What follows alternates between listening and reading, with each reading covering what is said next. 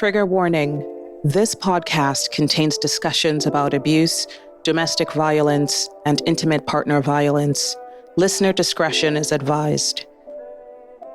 What you are about to hear is a true story.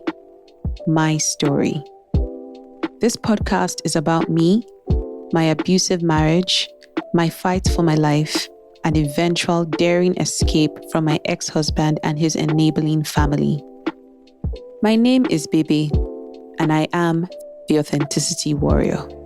My discernment about what I am facing has made me a target, but I must nonetheless speak up. Okay, so let's talk about the actual sex, because I feel like, we've been talking for a while now, but we've given some details, but I still feel like we've been very abstract about some of the things that we're talking about here, especially with the sex. Okay, yes, there was a gap.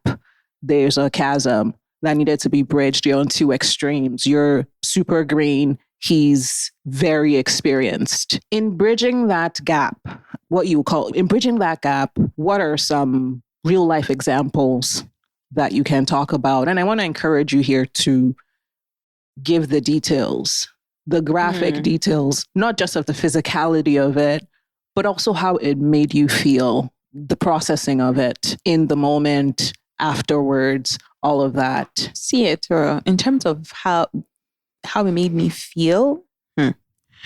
This feeling thing is something I'm still working on even till now, to be honest. So I think what I will try to do is to just kind of let me describe what happened to me.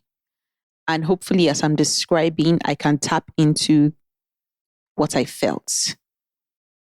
Because like I've mentioned before on this podcast, like I feel I've been so dissociated from my feelings that like it's really hard for me, honestly. But I know the way my body responded, that I can describe. First, let me just even say that you touched on it quite well. It was very clear that sexually, to me, we were a serious mismatch. And so very early on, once that became clear to me, I guess what was communicated to me was I have to level up. There was no hand holding, which again, I'm such a romantic, like that's what I saw in movies, like Korean dramas. Yeah, my Korean dramas, people that know me, I'm a K-drama like stan. I thought this guy was going to hold my hand through this sexual experience and just gently guide me and lead me. And the messaging in church is, hey, he will teach you. So me, I was expecting to be taught, some of these things, but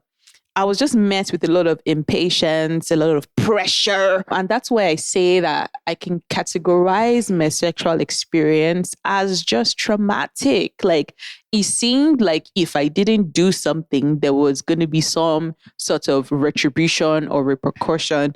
Like again, when I mentioned in my email, the weaponization of infidelity, this guy will say this thing to my face. Like, do what I'm asking you to do. I'm just going to go outside and get what I need. So you're asking for details, so that I think I will start with what for me was the heaviest. So very early on in our marriage, by like year 2, this guy started to pressure me for anal sex. And when I say pressure, like he will ask and again, remember when I told you guys that sex was still very new to me because I got pregnant very quickly.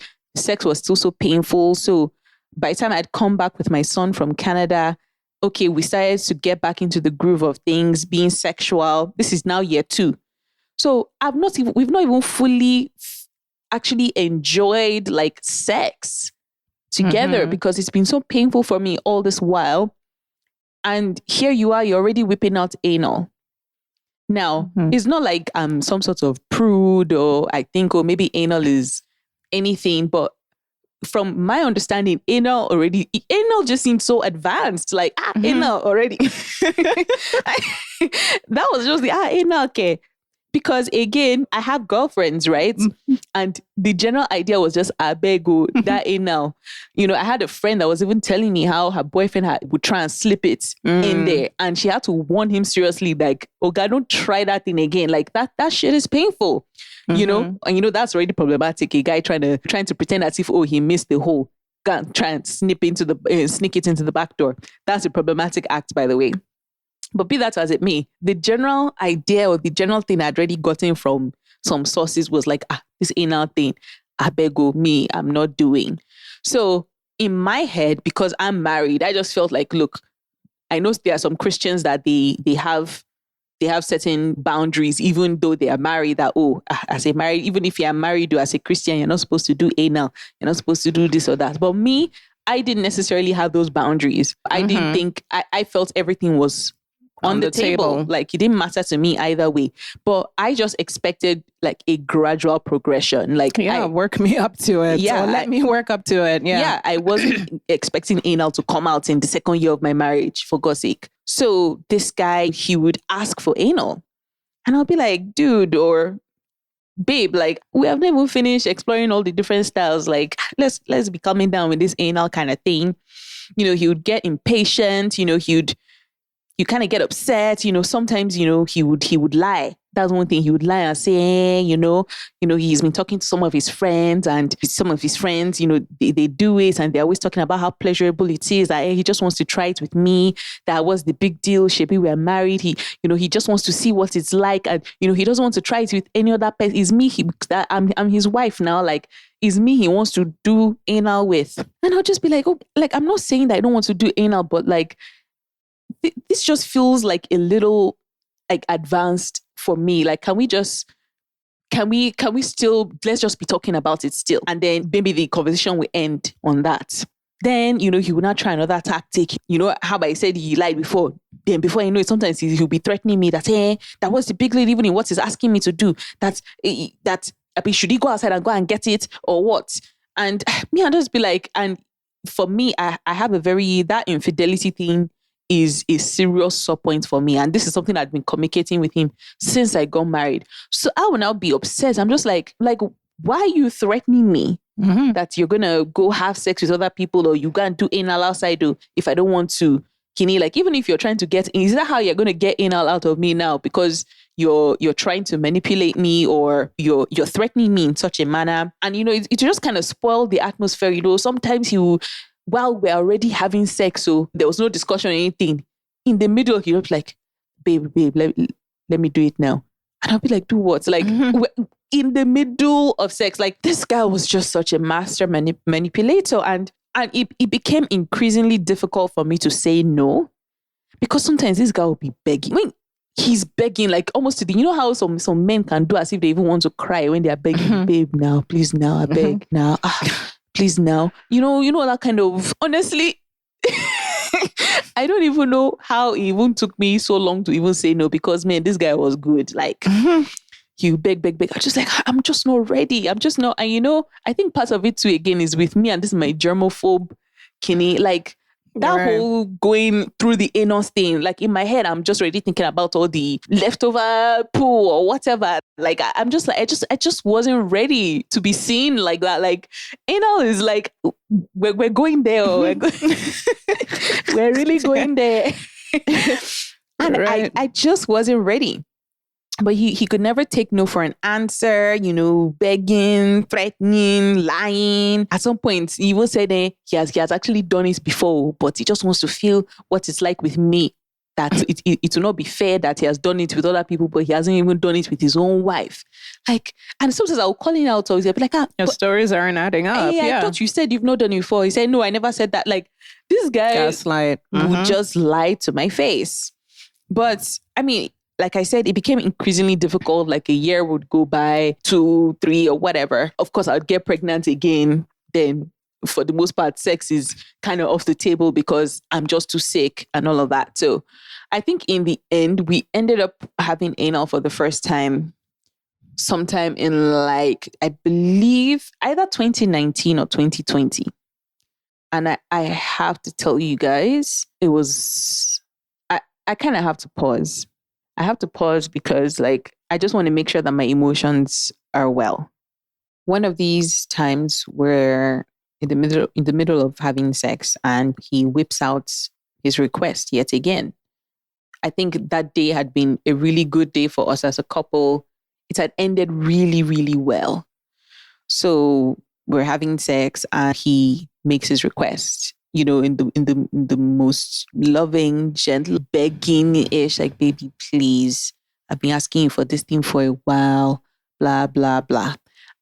Having such a perfect day from morning till night by that time it became such a rarity. And this was one of such days. And I was just like, you know what?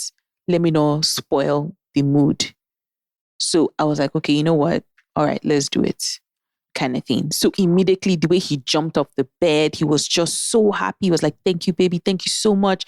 All the feels and everything. I was just like, okay, so like, how does it happen? Because from my understanding, like, there's some prep that goes into.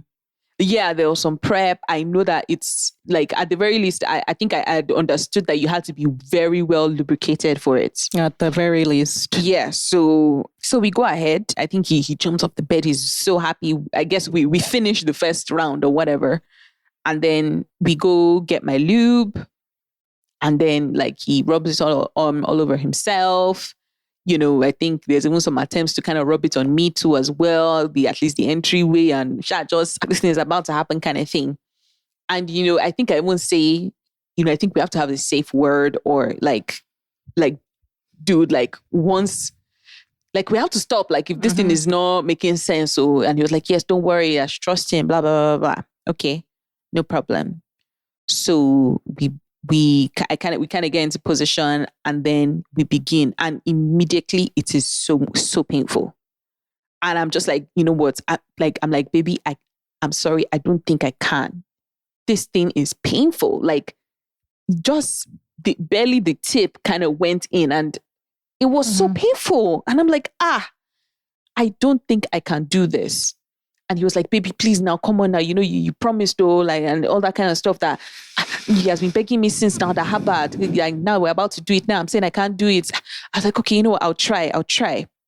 So he tries again and it's so painful. And like, I'm like clenching, like, and I'm so tense. And he's like, baby, you have to relax now. Like he's kind of getting upset with me kind of thing. So, I mean, I guess how, I don't know, when you're doing Kegels or something, how you can kind of contract and like relax or something. Your pelvic floor. Your pelvic floor. So I don't know how to relax my butthole. So I just think to try and do Kegels, but like the opposite of Kegels, where it's like I'm trying to remain as open and relaxed and whatever. So he starts going in again and I'm like, I can feel myself tensing up, but I'm forcing my body to kind of counteract the tensing. But this thing is so painful. It feels like an open, gaping wound that is being like rubbed up against. And I'm saying, but I try and remain calm as he takes that first like plunge in, and it's like my body's on fire. And I think I like shout. I'm like, but he kind of pins me there. And he's like, baby, don't move, like kind of thing. So then of course he thrusts again. And I'm like, baby, we need to stop. Like this thing is too painful. I can't continue. Please stop. And he's like, no, he can't stop that. That in fact, the sounds I'm making is even like, it's pleasurable to him. It's almost as if he was trying to assure me that But these sounds are cries of pain. But it sounds like he's trying to assure me that, even my pain sounds are pleasurable to him, that is turning him on even more, that's what he likes. And I'm just like, but I can't continue like this though. So I'm like, babe, you need to stop. I'm trying to tell him to stop. But what I noticed he started doing was he started trying to drown out my voice. So as I was saying, babe, and this thing is still going on. He's still going in and out. And I'm trying to say, babe, stop. This thing is too much. He pins me there and he's now shouting back like words of affirmation. He's like, baby, I love you. Thank you. Thank you for agreeing to do this. I'm going to take care of you. I love you. Oh my God, you're just the most amazing woman. You're just the most beautiful woman. Thank you. Like, I'm trying to, I'm still shouting, like, stop. I can't continue. Like, I'm communicating something to you right now, and you're responding back with these quote unquote loving, beautiful words, but you're not listening to me. I'm telling you to stop. It's almost as if I just kind of gave up. And I just remember going silent. Like I was no longer formulating words. I was just making sounds that I had never heard myself make before. If I could describe, it sounded like I was a wounded animal. I had never heard those sounds come out of my mouth before. I'd never heard myself sound like that during sex. And he was just going and going and going. He still kept on shouting, and it felt like I wasn't there. I just know that he finished and I kind of slumped on the bed. Like I just kind of like slumped. I could hear him like dismount and just walk around. It's almost like he was pumping himself up, like, oh my God, that was such a great session. Oh my God, I'm just so grateful. Thank you, baby, for doing this for me. I told you I'm going to love you. I'm going to take care of you. This one down, now that you have done this thing for me. Like he was just going on, and I was just dead. Like I didn't say a word. I just, the position that I slumped in, I stayed there. And then I heard him walk towards me, and then he like tapped me and I was just like, are you okay?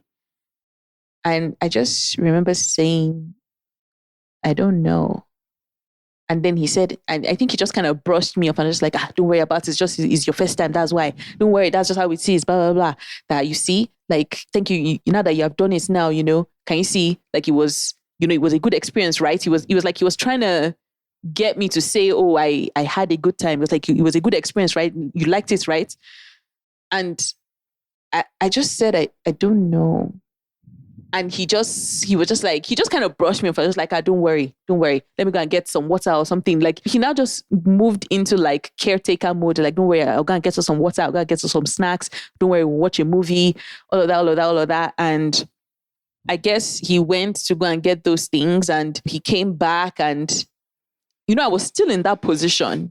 So I think he probably even was just like, maybe now he's okay now. We're already done or something like that. And I think I just kind of I just found a way to like, okay, I guess sit up on the bed and just, I guess, participate in the rest of the night.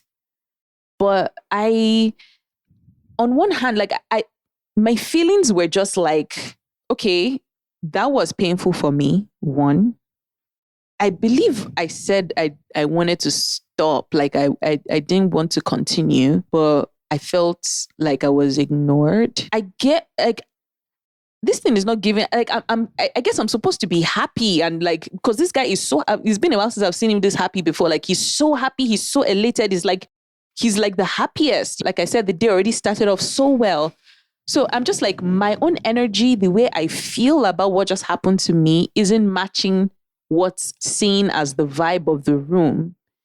And immediately I went into shame mode. I went into, but like, why do you feel violated? Like, why do you feel like your husband just did something wrong to you?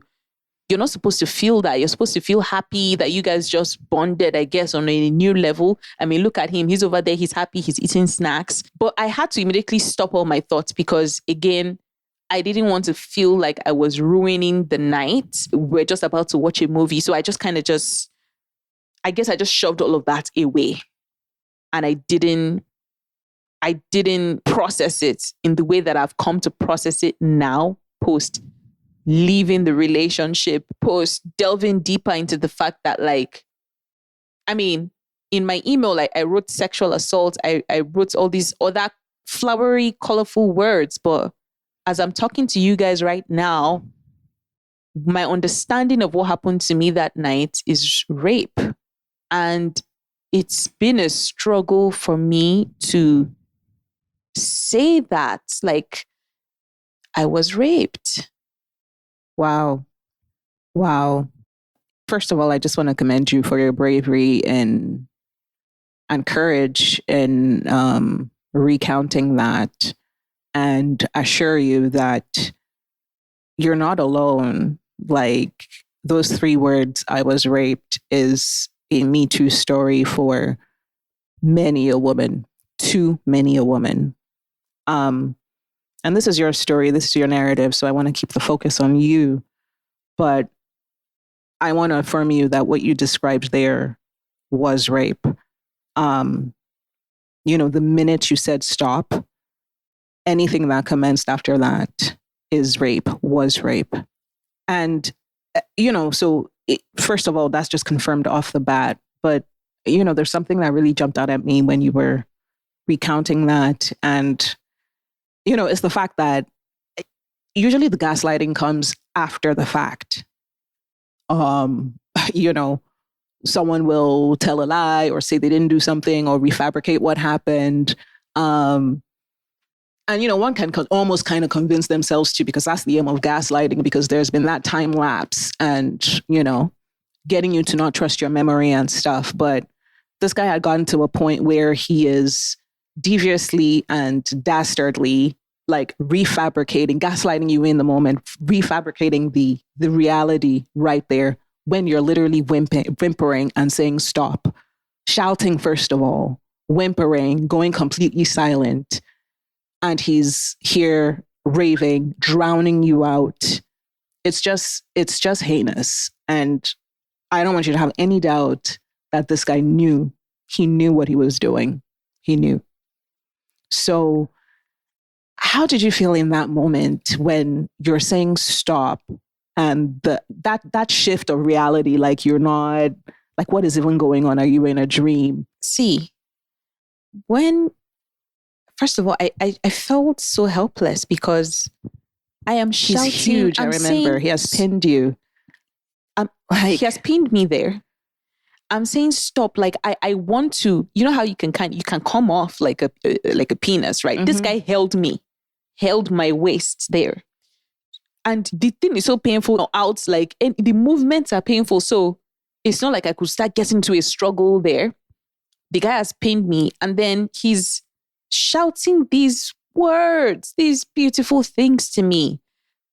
You know how I told you how this guy would be so stingy with his love, and that's one of the times when we're having sex regularly or just in general, this is when he is at his sweetest with me. He has the most beautiful words to say to me. So it had become a pattern where I would be chasing the high of the sweetness, because it feels like he's only sweet with me when we're having sex. Every other time he's very standoffish. He doesn't want me to touch him. He doesn't want to, he treats me like I am, he brushes me off. It's like he doesn't want that intimacy except when we're having sex. And sometimes, and that's part of why I would even tell him that, look, like, you can't just come here and just be wanting sex. Like, where's the lead up? Where's the showing of love? And so that all was through the day, like, all through the weeks, like, all through every moment. Like, foreplay is 24/7. But he would never do any of that. He would just want to come on strong and just be like, oh yeah, like, yeah, sometimes he would already misbehave that day, and then it's a case of, oh yeah, sorry now. But I can tell that the sorry is because he actually wants to have sex. It's not because of he's actually sorry. But it had gotten to that point where, again, when you're abused, you take what you can get. So it had become a thing where, okay, I get sweetness from this guy when we're having sex. So I guess that is my lot in life, I guess. But in this moment, this thing that I'm always chasing from this guy, the sweetness, the love, the beautiful things he says. Okay, now I'm shouting. I am saying stop. I can't continue. Please stop. Like, I'm saying this. I'm communicating a clear, directive to you, and you are shouting. You are shouting over me these sweet words. They didn't land. These are words I'm always dying to hear. Of course, they didn't land.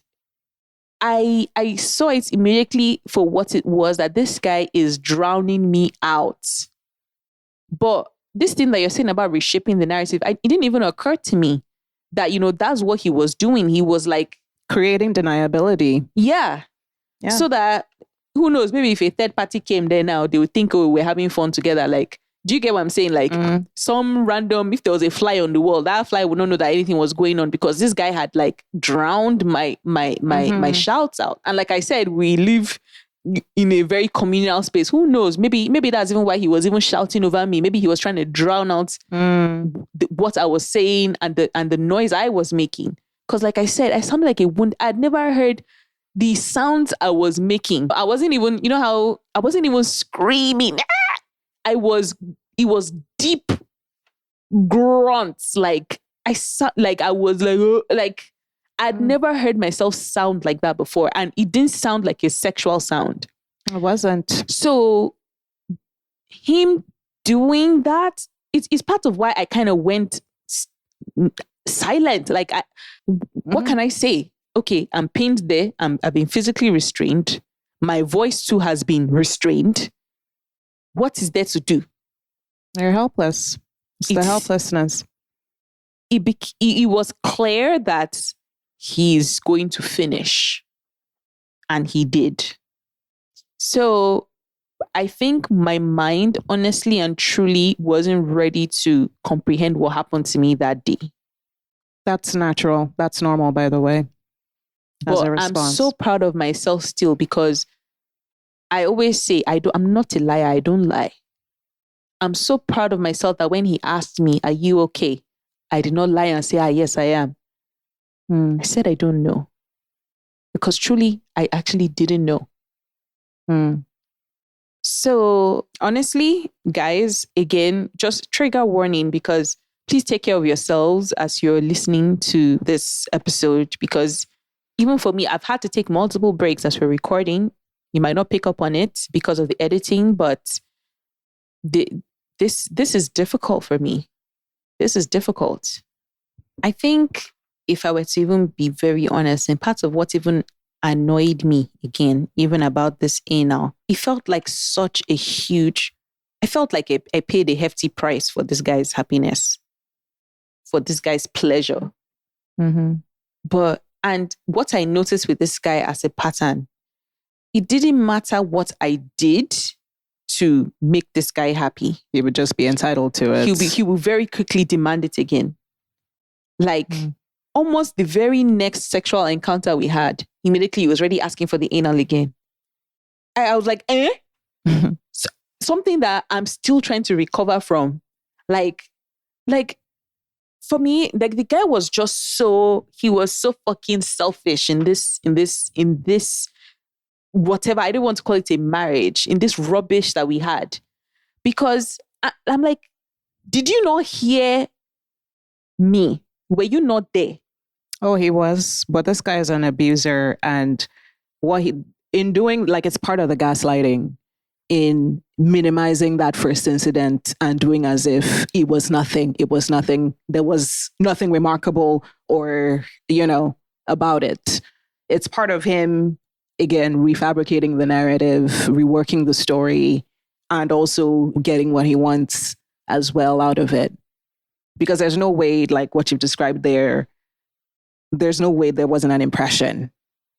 And maybe he was just trying to just quickly get it out of his mind or whatever. I don't know. Yeah. Sometimes they do that because they know, like, they can't, it's not like they don't have a conscience. They do, but they're unable to sit with themselves. So they gaslight you to get on board with the polished story that they'll rather have, that does not make them the villain that they are, that they know that they are. They are unable to sit with that. It's guilt and shame. Like this boundary pushing, like things like that don't happen in a vacuum. Like, there's no way that this guy is not all over the place, breaching boundaries in all sorts of different ways. So, especially with the sex issue, what are some of the other things that this guy did that were just... This guy will start pressuring me to have sex with other people. You say and that this one that I'm a virgin, that this one I was a virgin when he married me, that I should go and be having sex with other people, that he wants me to I guess to gain some experience. He was like, in fact, he can even watch that. In fact, that would be so hot. Like, he would like that. And me, I used to push back because, again, me, I have that infidelity thing is a problem for me. Is a deep wound of mine. I'm like, So in my head, I was already even calculating. I was like, he's a liar. He wants me to go and have sex with other people. So that he too, he can go and be having sex with other people. That I will not fall into this trap.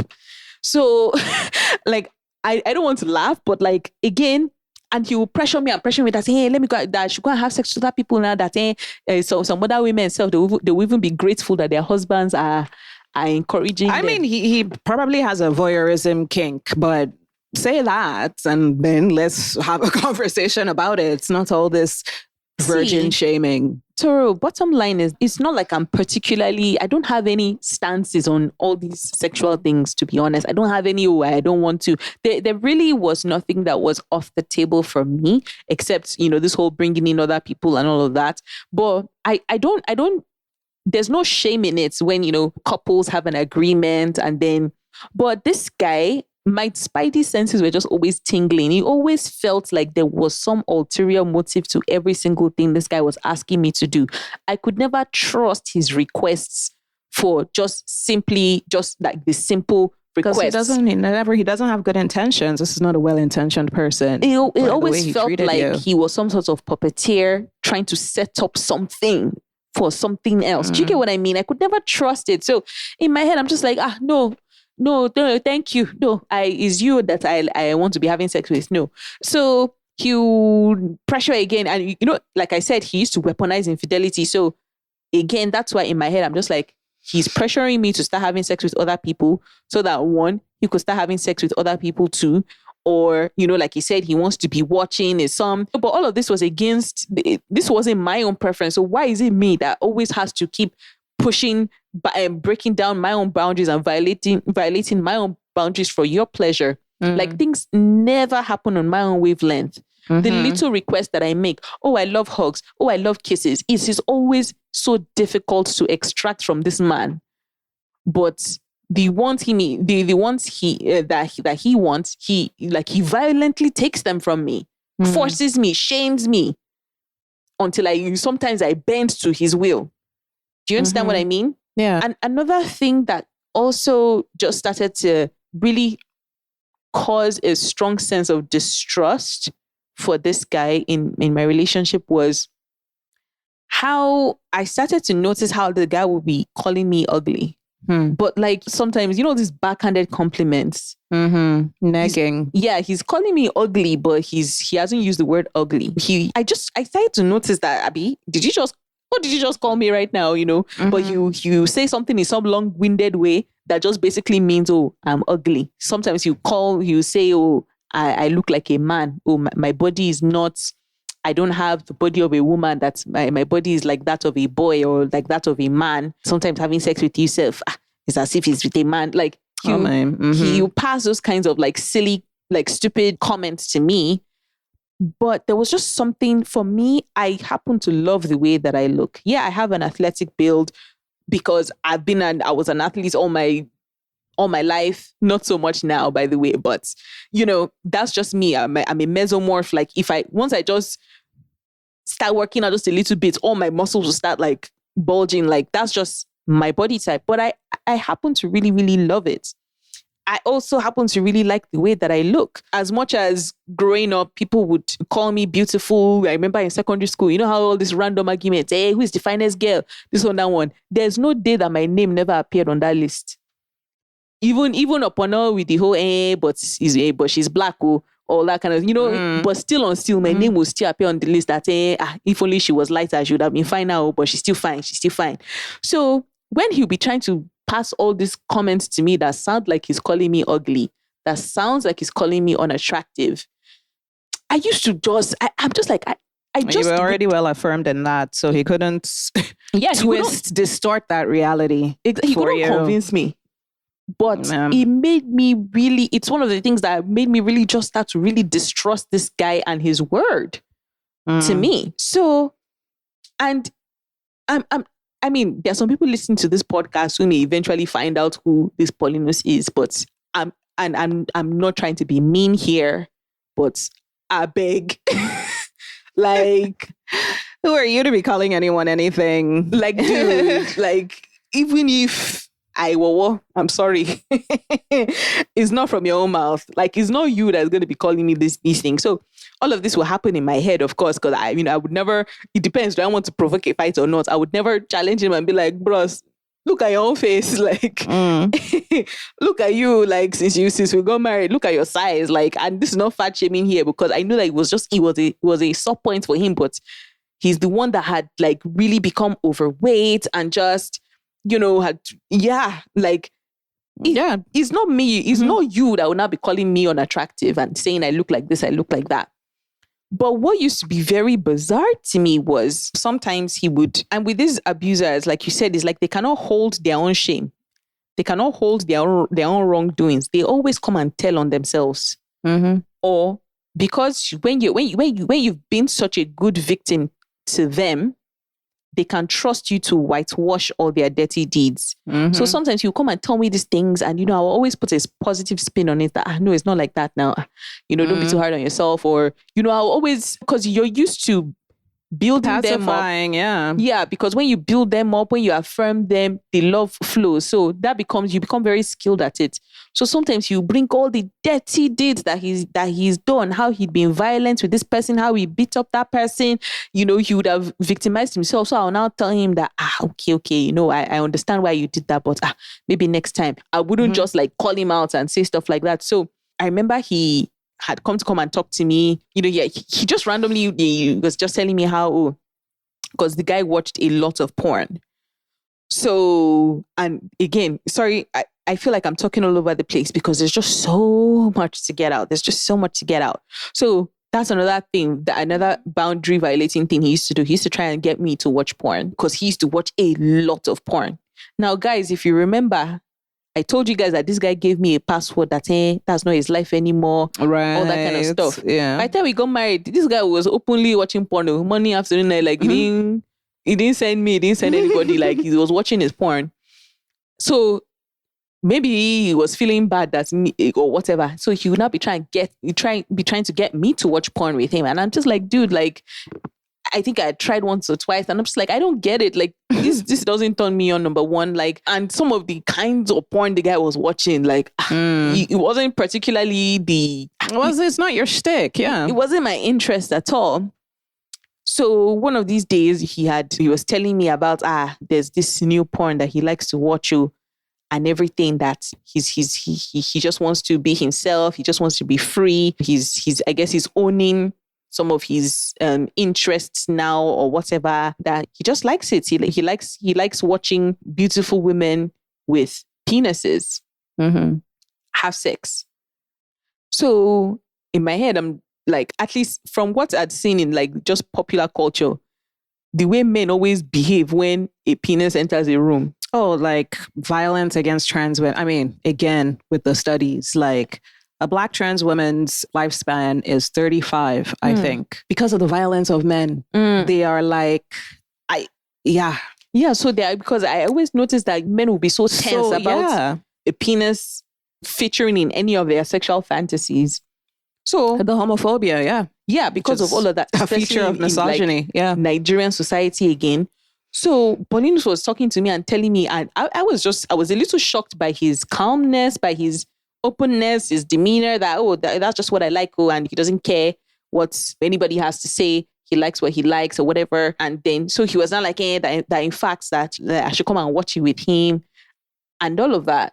So I'm not going to lie to you, I was, on the inside, alarms were like blaring, because I don't understand what all of this is all about. Like, where is this coming from? Like, okay, you like watching women. Queer porn, okay. Yeah. But specifically porn with trans women. Yeah, porn with trans women. So I was just very confused about where all of this was coming from. So I think I said, okay, let me come and watch and see. And so I came, to his room. By the time we already had separate rooms, and he opened the thing for me. But honestly, just like the other porn, it just wasn't my interest. I just didn't understand it. So I was just like, okay, cool. I guess good for you that you found a new stash of porn, because part of what he used to communicate to me was that, he has watched pretty much almost everything that is now even becoming increasingly difficult for him to get turned on with porn, and because he has almost explored all the different categories or whatever. And that's the nature of it. Like, especially with men, I don't know what it is. It just becomes increasingly out there, so to speak. Not that I'm saying that trans porn is out there. Like, this is a queer friendly show. But I know what you mean. Like just the progressive, just it becomes more progressive. Yeah. But the funny thing is that, like, when he's telling me all these things, it's not as if he's saying it, we're just gisting as friends. It's when he's trying to shame me that, I'm not doing it for him sexually, that look at what I'm making him do. He always has to resort to porn to attend to his needs. That in fact, the porn is not even doing it for him anymore. He has to start watching, all this other fringe, kinky, like you said, like maybe niche stuff, niche kind of porn. So he's trying to blame me and like shame me that, see what I'm making him do kind of thing. So even in him talking to me about this pre-op transgender porn, I believe is the actual category, right? I think so. I'm not sure. Guess, but like people who are transgender, but they haven't like completed the surgery. So I guess to remove. Well, I mean, not all trans women transition all the way. Like trans women come in all. Okay, so there's a spectrum of that, of physicality and preference with how they would want to have their bodies, which really is no one's business anyways. Okay, so from what Paulinus described to me and what I even eventually saw is like he liked specifically trans women who had penises. Exactly, and they were trans in almost every other aspect, like the full boobs, everything, even butt, except like that penis is still there. So he had communicated to him that's his new interest. But what I think also kind of made it sting a little bit for me is, but you are constantly trying to call me manly in how many different kinds of ways, and how my body is like this, my body is like that, right? And I'm just like, but when I saw at least the particular one that I saw, I'm just like, but my body type though is not that different from this individual that I'm seeing right here in your porn. So which one is it? Like, it was about the put down. It was about putting you down. It was about putting you down. That was just, it was a lie. Is it about the putting me down, or is it about him to not even accepting himself? Okay, he likes it, but he doesn't like, he hates that he likes it. Is that what it is? Could be some of that too. So, because he likes it, he's there consuming it in his porn, but when he comes to face me and his harsh words is the putting down, is the, hey, why is your body like this that he has for me? Do you get what I mean? Like, so that was a bit of a head scratcher for me. It's a feature of abusers. They resolve their cognitive dissonance on you. It's whatever it is that they're feeling on whatever day. If they're feeling the shame and guilt of it, they're going to come and lash out at you. If they're feeling okay with themselves in it, then it's like, oh, come join me here. They don't know. They're the ones they're not resolved on the issue. And so you're the one that comes into the chaos with, oh, today it's, I hate this. Tomorrow is, I like this. I think I see what you mean. Yeah. So he's just dysregulated in that, like. Yeah, but the abuser does not see you as separate from himself. You're just an extension of him. So, well, of course, if you understand, yes, today this is how I'm feeling. Tomorrow this is how I'm feeling, because you're here to process my feelings. I see what you mean. Yeah. So, like, I mean, so again with the porn watching, he would now also project it back on me that, why don't I watch porn? Why don't I masturbate? And all of that. And again, I think it's because, like I said, I've been a late bloomer. Almost on every topic in my life, I've been a late bloomer. Not just on this issue of sex or whatever. I've just been because I don't come out of my comfort zone very easily. So I often inch out bit by bit, trying out new experiences and all of that. Let's not forget, I've been ringing it and saying that, look, sex has been a traumatic experience for me. So, And that's the only backdrop, that's the only reference that you have. and in 5 years of marriage, I gave birth to 3 children. Let's just remove 3 years out of it. So I've only spent two years now ever in my sexy mama self or whatever. Those other 3 years, I'll be pregnant, I'll be spitting, I'll be sick, I'll be like that. That's not a sexy time. So for me, like self-exploration, masturbating, all of that, like if I just felt like, where is the time in between all these other things that I am doing? I've just felt like sexually I'd been stunted from my background as being very green, but then also by the traumatic nature of my sex life with this man. There was really no encouragement to, like, I wasn't encouraged on that path of self-exploration and just getting in there and seeing what this whole sex thing was all about. So, but he'll be getting mad at me that, oh, I don't masturbate. Oh, why don't I watch porn now? And all of that. Sometimes you tell me that, hey, I should, especially when I would travel, when I'm pregnant, you still be clamoring for sex any kind of way, forcing me to send videos.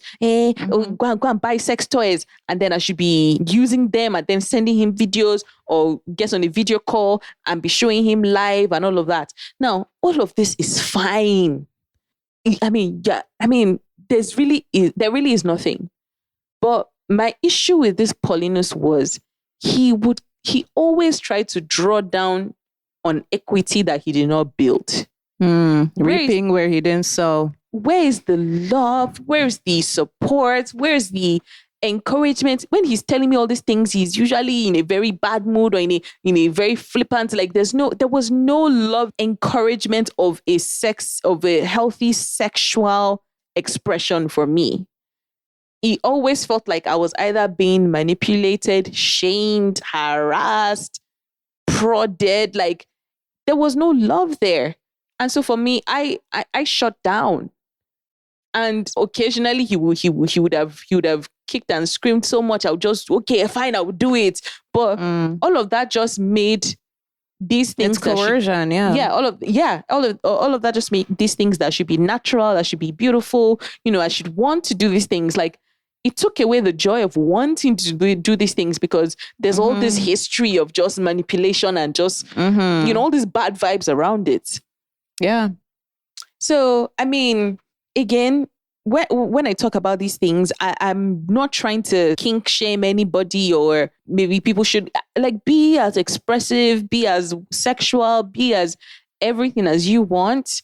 But I feel like for me, my experience with sex kind of put me in a space where I was kind of stunted, like I already said. And so I feel it was very unfair of Paulinus to like put all these labels of me being a prude. I'm just a babe. I don't have, I'm just this, I'm just that. Just shaming. I think I remember the point I was trying to make about the masturbation, where I think for him, he masturbated so much. In fact, some of the things that he would come and tell me, I'll be so alarmed too, because I'm just like, this thing that you're telling me, it sounds like you're violating people. Isn't this what they're counseling Louis C.K. and all these people about? Harvey Weinstein and all these people about? I'm like, this doesn't make any sense. And like I said, they don't know how to hold it in for themselves. He comes and he dumps all these things on me, but there's only so much I can launder for you. And put a positive spin on it. Some of these things became very, very alarming. Like, I remember when he came, this was like sometime in 2020. He started doing his MBA at Lagos Business School. More power to him on that. But lockdown happened. So I think some of the courses got transferred to virtual. So he started doing virtual classes and all of that. So I think Friday, Saturday, Sunday, he was doing I don't even know, it was the executive MBA. I don't even know. But he was doing it, and everybody will leave him, will clear road and everything. Only for, again, I think maybe one of these instances when he was trying to manipulate me that, I'm not. Because by now, had I gotten pregnant yet? I hadn't gotten pregnant. No, 2020, he wouldn't have even come to talk to me about that because we were on such bad terms. Well, 2021, he was still doing his MBA, right? So, he just came to tell me that, he's so sexually deprived and all of that look at what I'm making him do kind of thing. That that in fact, now he even masturbates while he's doing his MBA class. Right. While the class is going on. Like on Zoom. I think that was what happened to this CNN guy, I think Jeffrey Toobin or something. No, he wasn't a CNN. Some guy, some reporter, some journalist or something. On CNN. Well, he came to do his apology tour on CNN. But yeah, he had, started fondling himself on a work call, I think, a Zoom call. So he came to come and tell me that that's what he does during his MBA lessons. And in my head, I was like, wait, because I know that they have to have their videos on. I know that, I guess when it's in gallery, you can see everybody. I'm like, men, women, everybody, the teacher, like, it's not like, what is sexual in this moment right now, for God's sake, that you're masturbating? Because, gets off on the, But how is he able to hide his pleasure? Like, child, I don't know. I don't even want to know. I don't want to step into the I don't even know why I'm asking you as if you even know anything about it. But me, I was very shocked that the guy came to come and tell me. And I remember I'm just like, this is just something that I do. Like, yeah. This is why. And he was just like, now that's, it's just, I guess he just kind of brushed me off. Like, and again, like I said, this is not something that I could launder and be like, put a positive spin, don't beat yourself up. But no, there was nothing to say. I think I just left the conversation very shocked. But I think the one that actually really upset me is that we have a driver, or at the time we had a driver that we had begun to speculate, or we had just suspected early on that he may be autistic. Just the way or on the ASD spectrum. Yeah, that he was on some spectrum or something. So there was just a lot of, I guess, understanding in that, because sometimes I told you, Paulinus, with his anger, he'll be raging, he'll be angry, and, it will really stun the guy, right? And so there was just a lot of, I guess we just started to understand, look, it's like this guy's on the spectrum, like, so I guess he started to temper his impatience a little bit with the guy. But I was very disturbed when, again, one of these days he came home, he told me, he was like, guess what I did today? And I was like, what? He was like, he masturbated on the way home. Like, do you mean you masturbated in your office or you masturbated when you got home? He was like, no, on the way home in the car. And I'm like, I now even called the driver's name. I was like, oh, did you leave him? Like, was he, where was the driver? He's like, he was there now. I was like, wait, are you telling me that the driver was right there? You in the car from your office to the house? In fact, in traffic, there are people all around. Like, how did you maneuver that? And to be honest, I feel like I'm not even doing enough justice to the level of shock. I felt, on behalf of that man, I felt so violated. This is someone that we suspect may be a bit on the spectrum. Like, why would you do that to the guy? Like, why would you do that to anybody? It's part of the abuser taking up space, because there's a power dynamic there with the oga in his owner's corner and the driver there. Even if we're here to anybody, with the employee to look around and see that. Is Nigeria the kind of place where he would have the guts to call it out? No. He would just have to face his front and drive, and the guy will get off on the fact knowing that, yes, I did this, and there's nothing you can do about it. But like, to do this to like someone who's like, has a disability like that is just... Because again, this is Nigeria. We've changed, since I got married to this Paulinus till now, because of his temper, we've changed drivers like how many times? So there are some crazy drivers I know that there's no way this Paulinus would have tried this thing with them.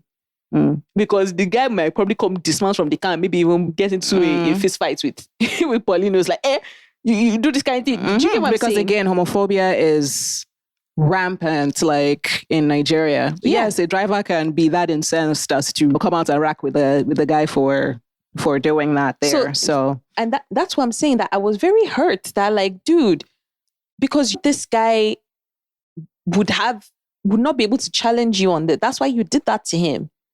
I never think, there's no way it's me that will go and be doing aftercare with that man. Oh. I didn't, what am I supposed to say to him? Like, I was so embarrassed because I'm just like, man, like, how must this guy have felt? and it's not your embarrassment to feel an embarrassment to hold, but that is another thing. It's a way the abuser bonds you when you're talking about you using you as their laundromat, their air purifier, their filtration system. They're shame bonding you because they can't hold the guilt. They project it or say it out loud. So now you're complicit in it.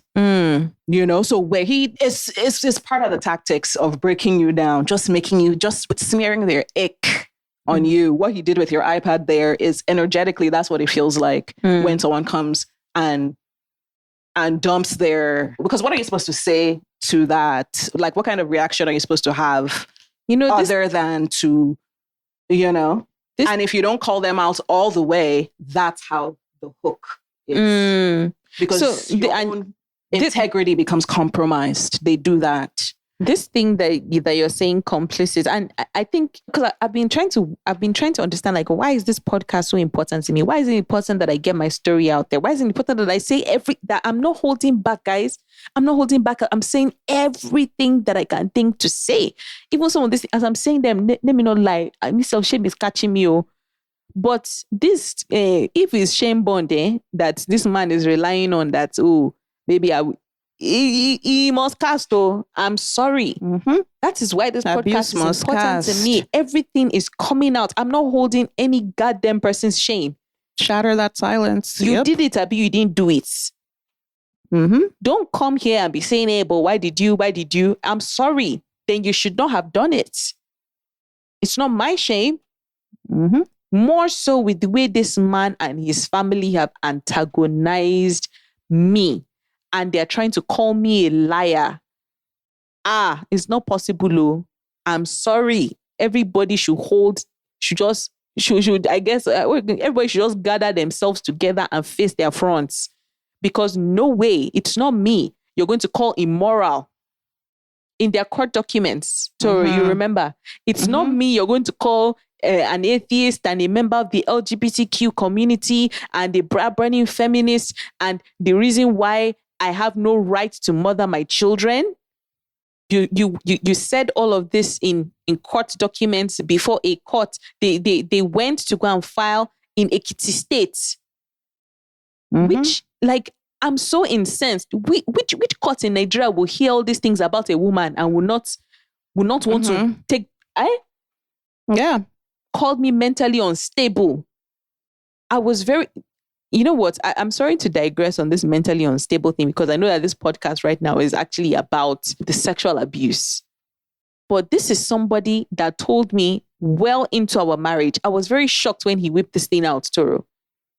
Because this was 2020. I remember I was trying to get us to do therapy. He said he's not doing. So I went ahead to start therapy. Then he was trying to mock it and ridiculous that all these therapists, all they know how to do is to give a diagnosis and all of that. That's how in Toronto, one of them tried to call him bipolar. I was shook. This is 2020. How dare you? I've known you since 2012. How dare you be telling me this now?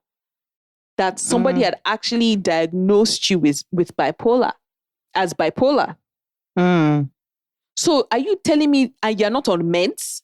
So that's just devious, yeah. Raw dogging it, all this. No wonder the chaos.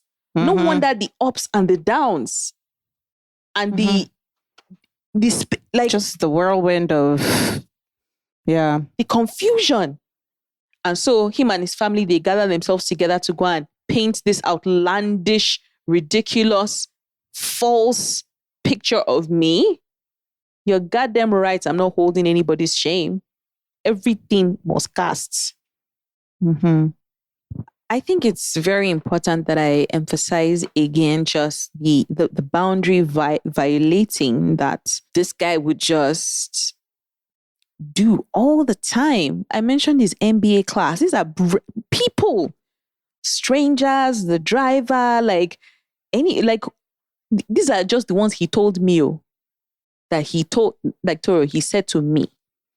I don't want to know the ones that he has not even said, the ones that he's doing behind my back, because again, this man that I know, there are just some stories that are coming up that I'm just like, oh my God, this guy was actually cheating on me the entire time. Even me, like Toro, I believe I've told this to you like offline, but like, I think it's important I mention that here, that I'll be talking to this guy, totally non-sexual, anything. I could be talking about the most mundane things, and the guy will just whip out his penis and just start fondling himself right there. Like, whip it out. Mm-hmm. And, or if we're not even in the same location, I think this last time when I was pregnant and I was in Canada, I was talking to him, just random mundane things. And he just like on FaceTime or like on WhatsApp call, video. Yeah. And I just all of a sudden I just saw like a penis on the phone. Like he just put the camera on his penis. And I think I squealed. I was like, but then he would just be like, what's the big deal? Why behaving like a baby? Like he just kind of like shut me down. Like, just like, why am I making such a big deal that I think he even passed the comment that maybe I'm supposed to even be complimenting it and like hailing him a little bit. That, oh, maybe baby, I can't wait to touch you or something. I'm just like, but this is not a sexual scenario. We're talking about something completely random. Like, and he'll just whip his dick out and complain. I'm so shy. I'm so embarrassed. Let me not lie. Like when we would be together and he'll just whip out his dick and I'll just be like, I know when he would shame me, he'd be like, that I'm supposed to come and touch it and just be rubbing it. And that's, oh yeah, come now, touch it now. And so I'll now go and like touch it. But then I'm just like, but this is not sexual. Like, but in my head, I'm like, okay, we are married.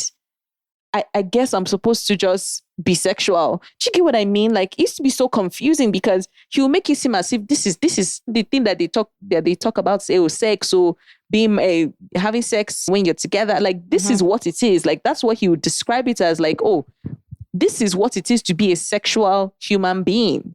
That's to just be sexual. Like, someone whips out their dick.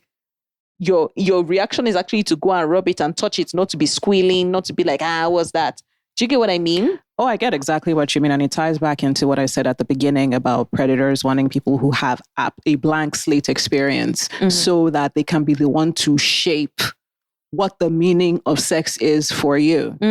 Because you have nothing to compare it to. You have no baseline. You don't have no anything. So when they're doing that shaming, because of your inexperience and because you don't know, and he's shamed you for your inexperience and made it an insecurity for you, you would just absorb it and but this guy is a predator. This guy, but that's not what people predatory. Do. Like, that's not how two sexually active people interact with each other. One person doesn't just whip out their penis randomly and say, oh yeah, come and touch it. And even if they do, who knows anybody's dynamic? But in this situation, this is not what that was. He was weaponizing. It's like a flasher. You're weaponizing your nudity, taking up space, again, just taking up space in an entitled manner, in a way that feels violating to you, because it is. So don't discount your own feelings. Yeah. So I say all of this, guys, because again, all of this is the backdrop of our marriage. All manner and types of abuse just peppered in, smeared all over the whole place. You know, all these things happening constantly, the constant badgering, the constant shaming, the constant whipping out of dicks, the constant harassment. Okay, this is the kind of porn I'm watching. Hey, why don't you masturbate? Hey, come and join me. You're such a prude. Like, yeah, you look like a man. See how ugly you are. Yeah, why did you cut your hair? Now you really look like him. Like, all of this just, I mean, honestly and truly, like, I really do hope that, I mean, when I think about it, I'm sure that if I were to start having sex again, I would have a better experience of it. But like, this is just what my own sex life looked like. Just, blech. Yeah. There was nothing great about it. So I just want to pull you back a little bit to a feature that you, or a running theme that you had talked about with the marriage, which is all this threatening infidelity in all different manner of ways. There's women's intuition. Did you ever sense that he was indeed, in fact, stepping out? Did you ever have any suspicions? It seems like you existing in this situation, you yourself too had to be in a lot of cognitive dissonance. So is there anything that may have caused you to have a thought or two that maybe you weren't even ready to face yet, if it wasn't blatant or explicit? Oh yeah, like I that women's intuition is definitely spot on. But I allowed myself to remain in cognitive dissonance because like I've mentioned, that infidelity thing was such a boogeyman for me. I was deal breaker. It's such a deal. Like for me, I just knew that the moment I caught this guy, or the moment I would catch this guy, that's the end. And as sad as it is for me to say, as abusive as this guy was, I loved this guy. I loved I wanted this thing to work. And I just felt like, okay, if I bend and do and contort myself, like, okay, this marriage could still work. So that infidelity thing that I knew was such a hard line for me, it's one of the reasons why I never went looking for things, even though a lot of shady things will happen. Like this guy traveled a lot. Sometimes he'll come back with some stories that don't have a proper end to them. Because like I said, he will always come and report himself, whether he knows it or not. Because me, I'm his dumping ground. He comes, he starts talking. Maybe he went, Give an example of one of these stories. So for example, even the day before we got married, we had agreed that, okay, go and do your bachelor's eve or whatever. But we had agreed that we're not going to have strippers or anything like that. Just hang out with your guys or whatever. We get married. Then he's now trying to tell me that, his boys, they organized bachelor's eve for him. They were strippers, one thing.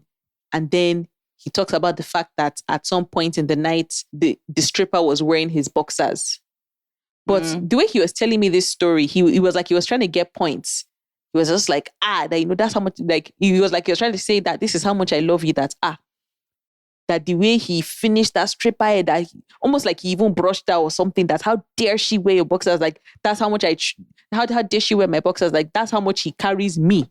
That's how dare some stripper be wearing his boxers? And he was trying to go on and on and on. And I think I paused him on that and I said, excuse me, why were your boxers off? And because I'd held him back from that story, I was just like, for what reason did your boxers actually remove?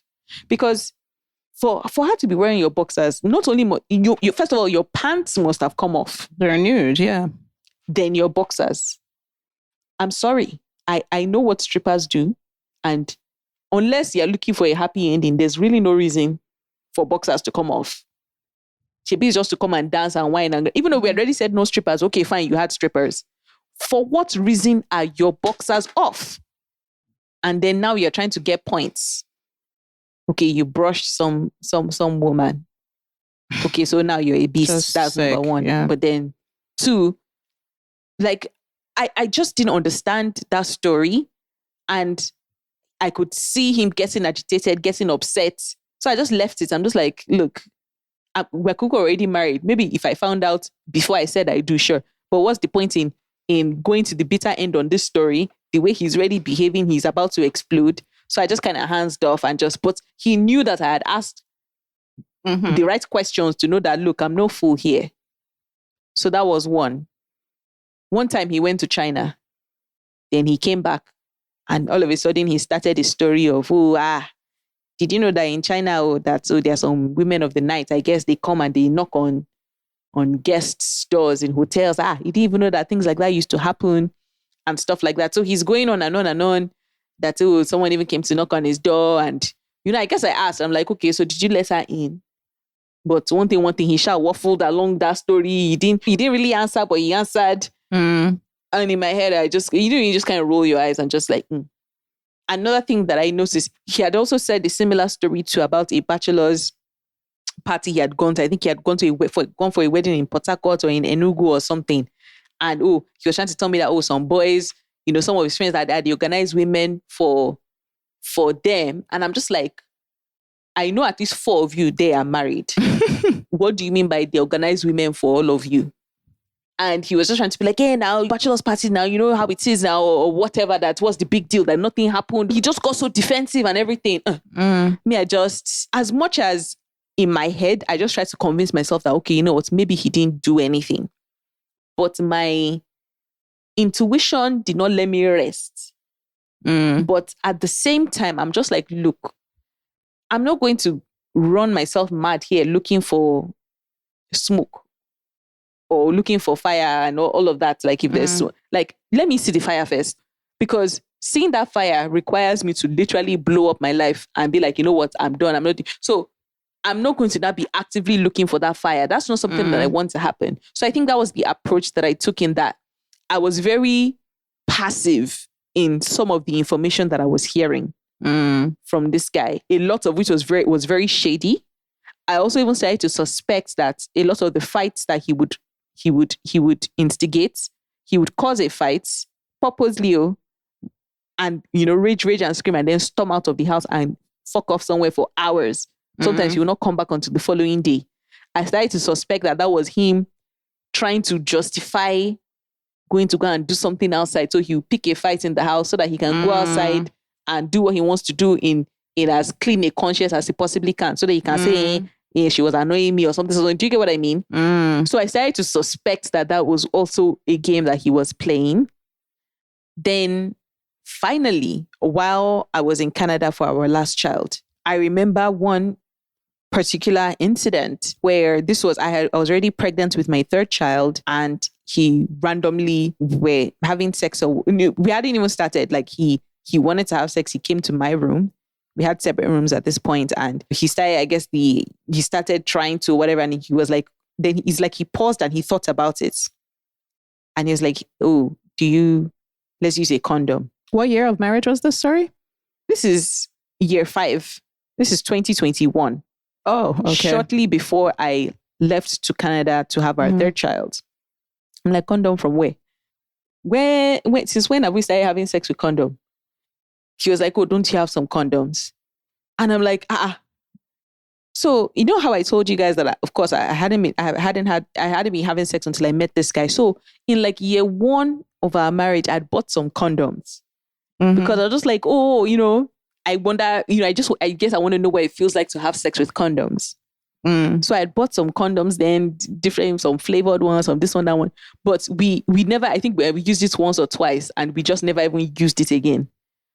So this is now year 5, and you're asking me for a condom, and he was like, yeah, he wants to use one. And I'm like, of course I don't have any condoms.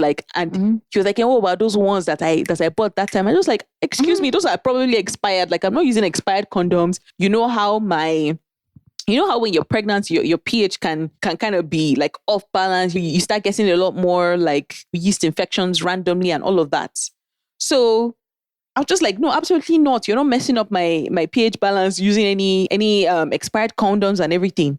So I think by saying that, now kind of, he gave him something to latch on. He now said, hey, no, that is because of my, I don't know how to say it now. It's when you're pregnant and you're discharge. Yeah, but there's a lot more discharge and all of cervical mucus. Exactly. So he said, no, it's because of that thing that he doesn't like it. So that's why he wants to use the condom. In my head, I'm just like, that does not make any sense. But I kind of gave him a pass. And I was just like, you know what, like, fine. So what now, I guess, caused alarm bells to even blare even more in my head was, he said, okay, let's go and check that he thinks he has a condom. So he now went to his room. He now came back with his own condom. And in my head, I'm like, so you are having condom? And that we're not using. It's not us that we're using them. Yeah. But my point is that, like, For him to have been in that moment to have thought twice about having sex with me, oh my goodness, I don't want to know what shady sex the guy must have had. Because again, the stats now is when women are pregnant, that's when men really, really act out. So I'm sure he must have been going ham because again, a lot of sex wasn't happening. Right. With me being ill and all of that. So again, I'm just very like... There's something you said there about being susceptible to getting yeast infections when you're pregnant. And this is something a lot of women don't know, but recurring yeast infections are often an indicator that a partner is having sex with other people. I mean, like men have a really long urethra. You're mixing and matching different things. It will throw things off. And if you're finding yourself having recurring yeast infections or BV, bacterial vaginosis, you might want to investigate your partner.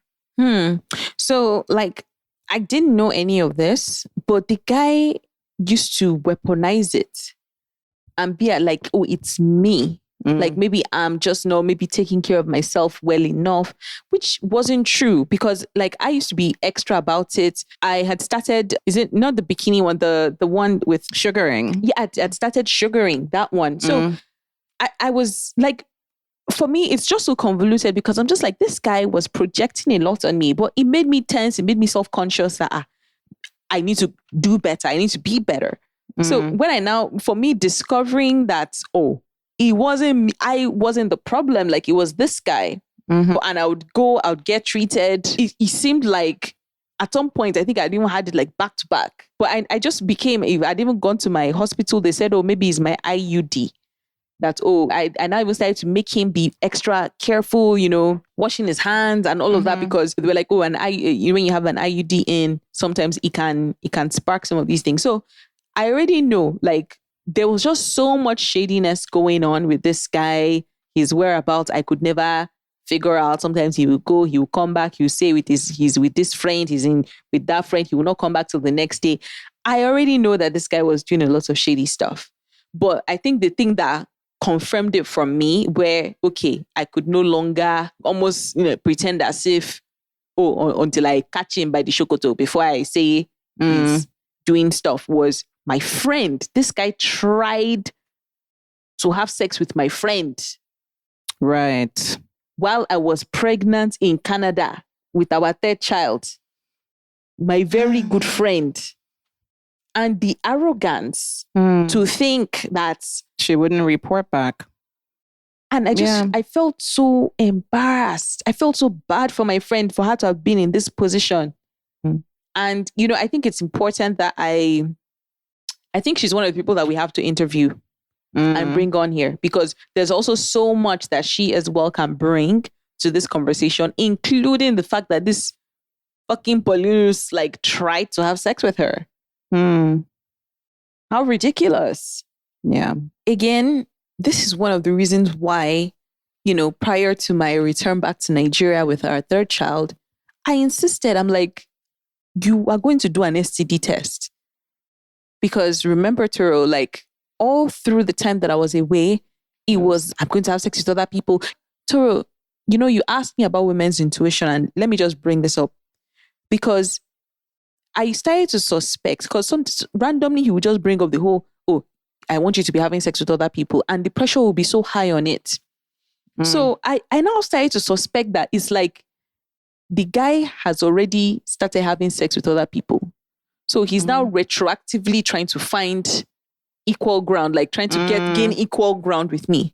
Or sometimes when he just starts raging about how he has a high sex drive, he's going to start having sex with other people, that's me, I'm like this, me, I'm like that.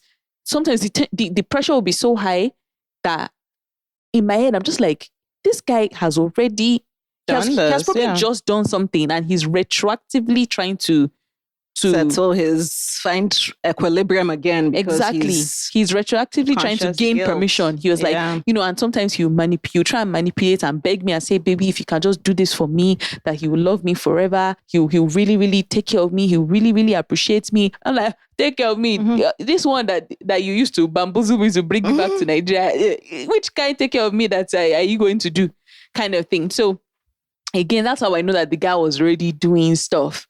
And so each time when he goes into his rages and he's shaming and he's trying to make me feel a kind of way, is because he's trying to make himself feel better about what he has already done and everything. And like I said, woman's intuition, like that his dirty phone, I knew, because that phone that will follow him to the bathroom, he's masturbating. I never wanted that phone. I used to avoid it like a plague. Sometimes he even gave me the password to the phone, trying to do as if, I'm open or whatever. But because he knew that I will not go and snoop. So in a way, he was still trying to gain points. That, I'm not hiding anything and everything. But me too, I cuckoo don't even go near the phone, because me too, I don't even want to see. I don't even want to touch the phone. Like, I beg. So that is why I think the guy had a lot of confidence in my naivety. He had a lot of confidence in the fact that a lot of the shady things he did, I probably didn't have evidence up until, of course, my friend coming to tell me what he tried to do with her. So, and of course, by that time, me asking him to do an STD test and him, raging and all of that. I beg. Like, I've left the man. I've left the marriage. Like, I'm done. Like, I don't care. Right now, I don't care whether he did, whether he didn't. I don't care. More power to him. Like, that's his business. Exactly. Right. So closer to the top of the episode, you're told a very brave, courageous, and poignant story about an incident of rape. And y'all, marital rape is a thing. This happens. This is a thing. That was very overt. That was very overt. But there are many, many, many subtle ways in which men breach consent, in which they rape. We have to name it. That just flies under the radar. People don't clock it as such. But that feeling is still there. That feeling of I've been violated, that ick. Some people are able to get to the point where the body and the brain and everything catches up and they have that moment and it's like, oh my God, that was rape. So people are never even able to resolve it because some of these things are so subtle. So is there any other way within your sex life, within this marriage, where this guy was breaching your consent or committing rape in other subtle ways? Of course. And again, I just thank God for the growth that I've gone through and just being able to call these things what they are. I've mentioned in some episodes about this guy's rage and anger and the way he would constantly act out, the way he would be vindictive, the way he would keep malice. We could never resolve things. It could only be resolved on his terms. And so a lot of the environment in our home was very tense.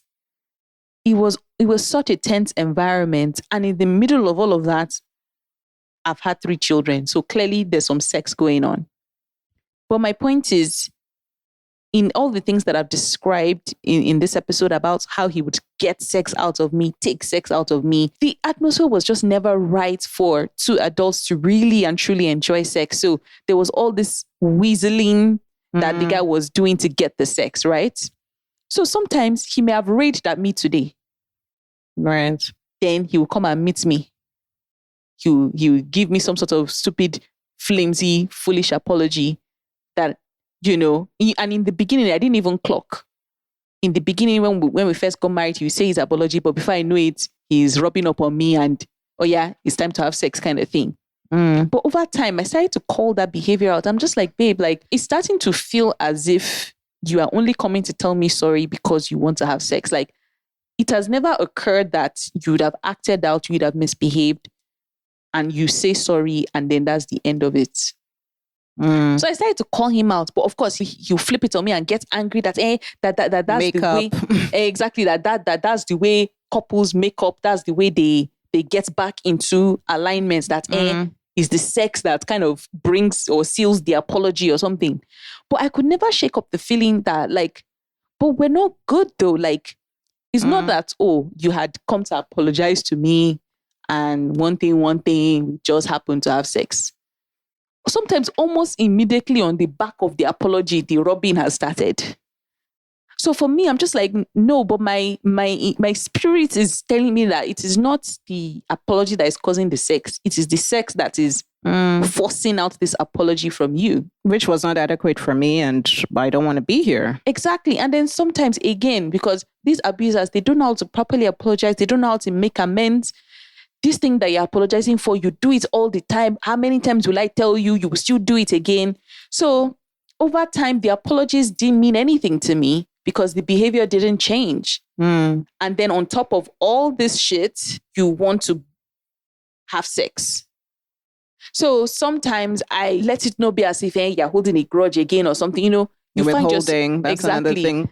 I like to accuse women of your withholding sex. I let it not be as if I'm withholding sex because it will still come out again that I'll go and start having sex with other people. Or all these different rubbish. So I would just fine, let's do it. But you would think that, sometimes I'll even be explicit. Okay, just a quickie. Let's just, or something. Sometimes I may not say, let's just be a quickie. But the body language is clear that, this is not the time to come and be displaying all your moves. Let's just do and go. Occasionally, I would even already be sleeping. Oh my God. And he comes to rub up on me and he's like, he wants to have sex and he'll be begging me because, maybe he came back late from work.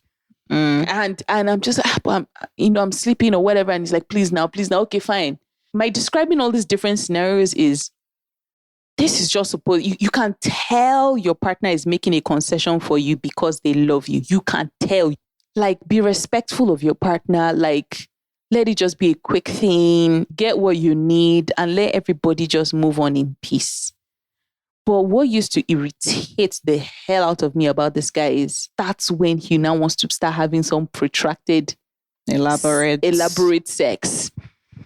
It's not as if the protracted, elaborate sex is even, maybe he's giving me more foreplay or something. No, that's when he just wants to go. Then he's like, oh yeah, baby, just a second round. I'm like, just a fucking second round for what? You got this one out of me. What do you mean by just a second round or whatever? I remember one time I was so disgusted. He had done round 1, round 2. He was going. And I told you guys how this guy would not look at my face. Most times when we're having sex, he wouldn't look at my face. He would look away. You didn't mention that actually. Can you? Oh, then let me mention it now. He wouldn't look at my face. No eye contact. He no wouldn't anything. look at my face. The only times I remember him is maybe if I'm on top and I'm looking at him, then he will look at me. But when he wouldn't look at my face when he's on top. So I would now... So I remember, and you know how I told you that, to be honest, sex with the guy wasn't pleasurable. So, I'd fake it sometimes and just me making the sounds or whatever. And I remember this particular occasion, I was very irritated because he had woken me up from sleep. I just wasn't having it. I said, okay, fine, let's just do it or whatever. He had whined and cried on me. So we started having sex. He did a first round. He begged that, baby, please now, just a second. Let me just, okay, fine. So I was clearly not having it. I was clearly upset or whatever. We started. Then he wasn't looking at my face. He was going on. And I'm trying to get in. Okay, Oga. Go ahead and finish and let's move on. And he purposely was avoiding my gaze. I just stopped participating. And he continued. And you were just laying there still. I stopped participating. I wasn't making a sound. Not there was engaging. No movement from me. And he continued. I didn't even know when I got so angry. I just pushed him off and just got off the bed. I was so angry. Because I'm just what the fuck? This was not the agreement. You had whined and made me feel so bad that we're not having enough sex. Okay, fine. Now we're doing it. For goodness sake, can't you read that? This was not the time for this. I was so upset with that guy. I feel myself getting very emotional because I still remember how angry I was that night. No, I was so angry because this was not the time. And that entire session, that entire time, it was all about his pleasure. There was nothing for me at all. And so I was very angry with him. I was very angry. So of course I pushed him off and all of that. So I guess to answer your question, before I answer your questions, to say, yeah, I pushed him off and I got off and I went to go and do aftercare, when you have sex and all of that. And then I came back and, he now tried to pick a fight with me that, why did I behave like that? That, Shebi, he was almost done and all of that. And I'm just like, dude, but you could tell I was done. I've been done. Mm-hmm. I've been done. Like, what the hell are you doing? Like, he was raping. They know what they're doing. It's subtle manipulation. This is how I know that. And just they know what they do. So sick. Because he now passed a comment saying, I'll just be doing as if why am I making him feel as if he's raping me or something? He actually tossed that comment that Shebi, I'm Kuku's wife, that why am I doing as if he's raping me kind of thing. That's that gaslight right there. So, because you are, sir. Well, how does he know what to gaslight? Is it not because he knows what he's doing? So that means all the time when I was trying to catch his eyes, he was purposely avoiding my face. He was purposely avoiding my look. I was trying to communicate. I was trying to be gentle. I was trying to be kind. I was trying to use non-verbal communication to communicate to him. So he was purposely avoiding it. He was purposely trying. He purposely didn't want to stop. Right, but wanted to maintain deniability. Yeah. So I was very, and I guess that's why my body reacted because it was you sensed angry. The manipulation. Yeah. Yeah. And then now you're not trying to pretend as if, I overreacted. Throwing a rock and hiding your hands. Yeah. No, I was very disgusted with that guy. Until now, like, this guy is disgusting. And I feel so bad. I feel so bad for myself. I feel so bad for, honest to God, I feel bad for my children. Honestly, I'm like, this guy is non-deserving. He's not. He's a degenerate. And he has to go and fix his life. I don't know if it's even fixable because he's in such denial. He has his family that covers his shame. And enables the behavior. He's disgusting. I feel so bad. I feel so bad that I ever set my gaze on this guy, gave him love, had children with him. He's not deserving. He's not. I feel so bad for my children because they don't deserve a dad like that. They don't. Nobody does. But if you see these boys, they're so sweet. They're so wonderful. They don't deserve this man that they have as a father. They don't. Honestly, this discussing this topic has been so difficult for me, and I've been trying to maintain composure. I know we've had some laughs. I know we've delved deep, but my nervous system is inflamed right now. Like I'm just, this has been tough for me. Wow. I'm just so sorry and heartbroken that you had to endure so much and put up with so much while being so clueless, like not knowing what was happening to you. Like that, stripping of innocence away, it just, I don't know. I think abusers feed on it. So they tend to seek out people who have that utopian view, romanticized view of life. And very often as the veils are falling off and reality is crystallizing before you, it's just such a heinous opposite of everything that you are, or you think that you are, that you don't even want to believe that it exists in the world, or that someone is actually intentionally doing these things. And it's the working through that fog that often keeps women trapped.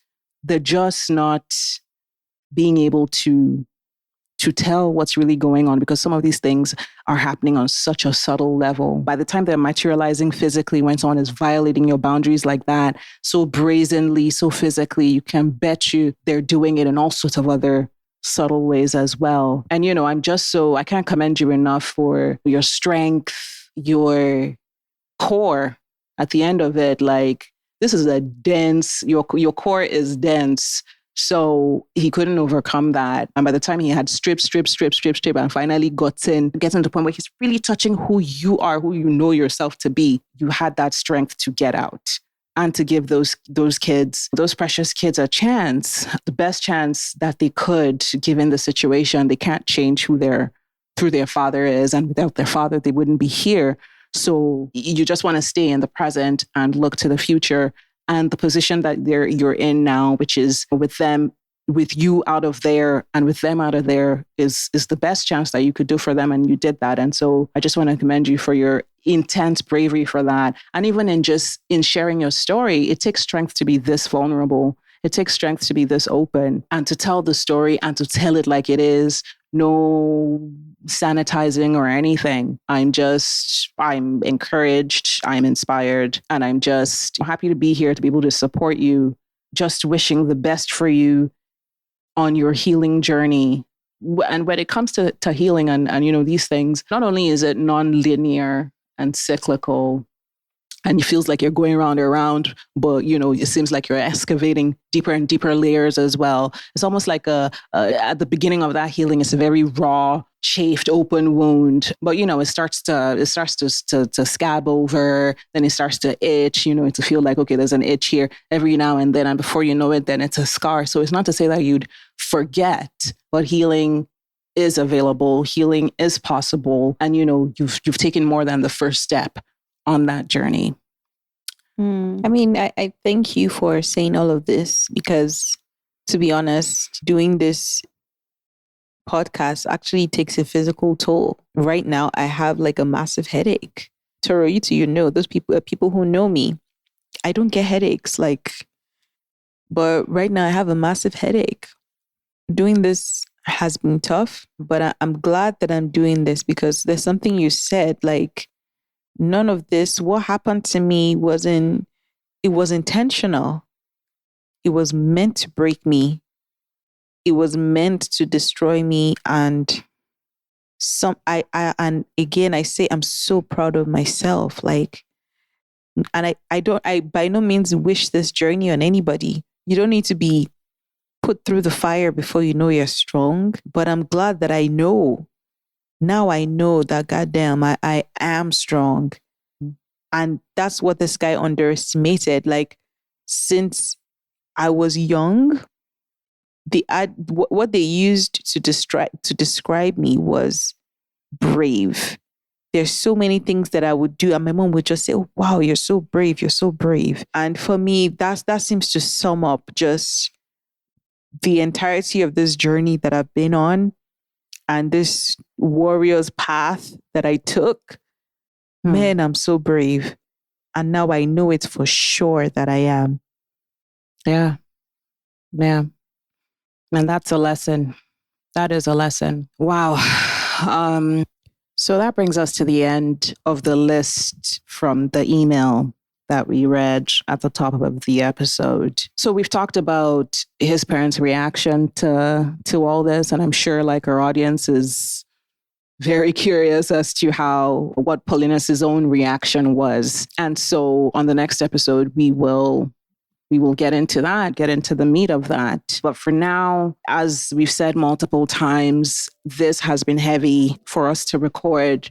I'm sure that it will have an impact on those who listen to it. And so take care of yourselves, guys. And we're going to do the same as well. All right, then. Bye, guys. Bye. My discernment about what I am facing has made me a target, but I must nonetheless speak up. Make no mistake, this is still a live and ongoing issue, and myself, my children, and loved ones continue to be in danger as a result of my coming forward with the truth. I want it on record that should any calamity befall any one of us, my abuser and his threatening family should be the first people held as persons of interest. Authenticity Warrior is available everywhere you listen to podcasts and is at Authenticity Warrior across all social media platforms. Please feel free to like and share this podcast. Thanks for listening.